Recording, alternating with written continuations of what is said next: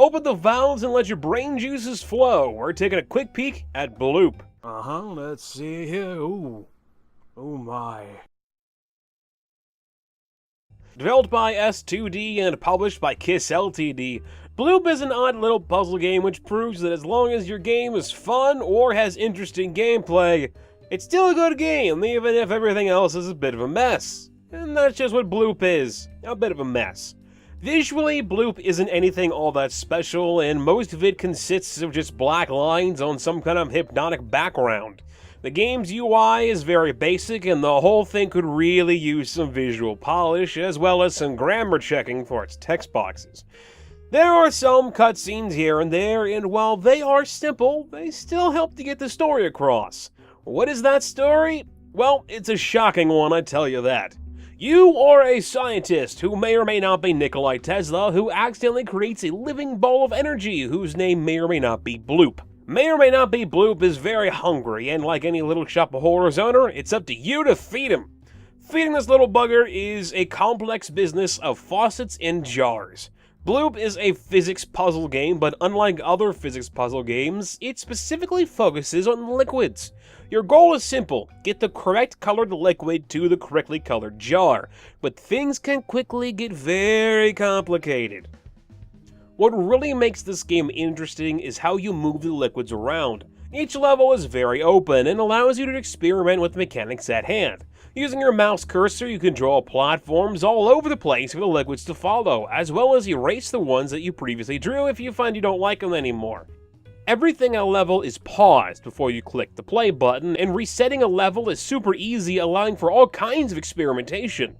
Bloop is really a game of trial and error, but in a good way.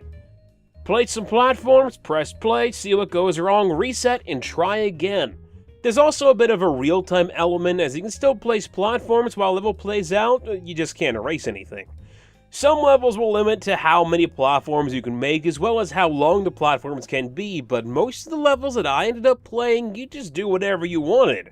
That is really what makes Bloop stand out from the crowd, since there really isn't a right or wrong way to do things. As long as you can get the liquids to the correct places, you can do pretty much anything you want. This opens up a ton of replayability. Thankfully, you don't have to be extremely precise in your platform placement, as you have the power to push things around if something ends up getting stuck anywhere. There's also no time limit, so even if things slow down to a crawl, you don't have to worry about the level resetting unless you do it yourself. This is great since, this is a physics game and liquids react to their speed and momentum, which is very important in making sure things happen at specific times. If you find that you can't get every last drop where it needs to be, that's still okay, because you don't have to 100% a level in order to complete it. But 100%ing a level is very satisfying, as it can be very, very challenging. This is one of the things that Bloop really has a problem with.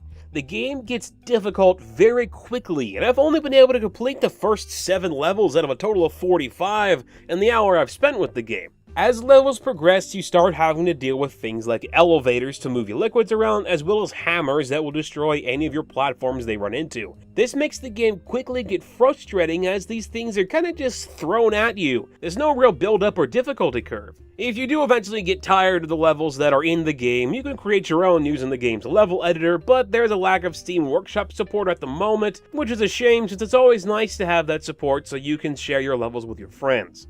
Overall, Bloop is a rough game and could really benefit from some visual and audio polish. But that being said, its gameplay is really well put together. Everything just flows together and creates a great, easy to play but hard to master feeling that many puzzle games lack. Each level presents a big challenge, but it still feels like each one is completable. If you like puzzle games or physics games, definitely give Bloop a shot. Let me know what you think about the game or this video in the comment section. I'm Mega Pie Man. I'll talk to you guys later. It's basically all over the place. You kind of just meander around the game's world until you eventually come across one, then solve a puzzle to collect it. There are a few other puzzles here and there that range from popping